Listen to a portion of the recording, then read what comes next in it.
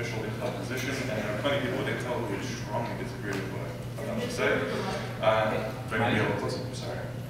So my position can be summed up by the statement: if you like money, then general purpose is for you. And conversely, if you like specialization, then you don't like money. So the affirmative claim is that basically general purpose computing is at a dead end already. Things like, hey, we can't turn on all our transistors anyway, so we need to make chips out of heterogeneous accelerators. Nonsense. We can turn them all on. Not necessarily at full voltage and frequency, but we can turn them all on. We can see diminishing gains from general purpose techniques. I'm not sure why they say that. We see curves of Dennard scaling kind of tailing off. Well, we did that over a decade ago, and we've still been seeing gains, right? So I'm not sure where that's coming from. So to sum up, their argument seems to be that heterogeneous systems are the only way to achieve big efficiency gains in the future. In other words, the sky is falling. We need to throw away everything that we've been doing and make a very strong right-hand turn. The reality is that heterogeneous systems are an absolute nightmare for software developers. As somebody in a lab who spent the better part of the last decade working with these things, I can tell you that they're not always that easy to use. Furthermore, there are some fundamental limits as far as coarse-grained data and control transfers that are required when you're using a system composed of accelerators.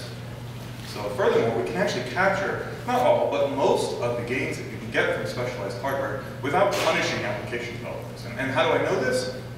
We do it all the time. And this is how we make money, gobs of money. And in fact, my opponent already made this point for me. So greed is good. For application developers, new money comes from adding functionality to the software.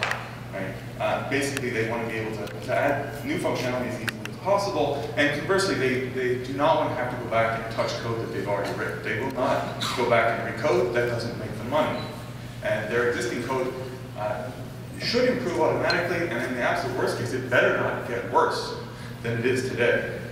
Now, system vendors, in order to provide this, in other words, to make money, need to improve existing applications that are already driving sales in order to get more money, and make it easy to add new functionality. Now, how do we do this? Don't mess with the programming model. And don't sacrifice performance on existing applications. This is the goose that lays the golden eggs. Do not mess with these. Now, specialization kills that goose. Right? It almost always does one or both of these things. It will expose the fact that work where data is migrating around from one accelerator to another. And try to hide this, but in order to really capture the efficiency, it's very hard to hide that. We'll often degrade performance on legacy codes. It's very hard to get around that. If you're throwing away a big part of your chip to throw in an accelerator that does something you don't care about, you're going to hurt your existing code. And it can also be very hard to implement certain algorithmic events. If you've already over-specialized your accelerator, I've come up with a new algorithm that doesn't fit there anymore. Oops, now what do I do? And there are plenty more such arguments. But there is good news.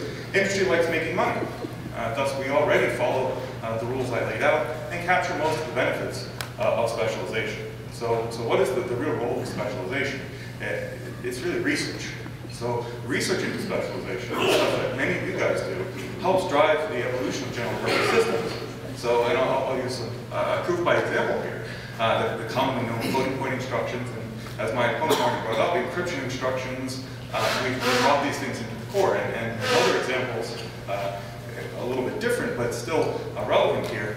The emergence of highly parallel workloads has triggered us to create wider SIMD and introduce many core into the general purpose domain. Right? So, in other words, research into these applications, into these domains, allowed us to evolve general purpose systems to capture these gains and capture a lot of money. So, to sum up, trying to research specialized systems is good, but actually trying to build and sell them means either you hate money or you hate programmers.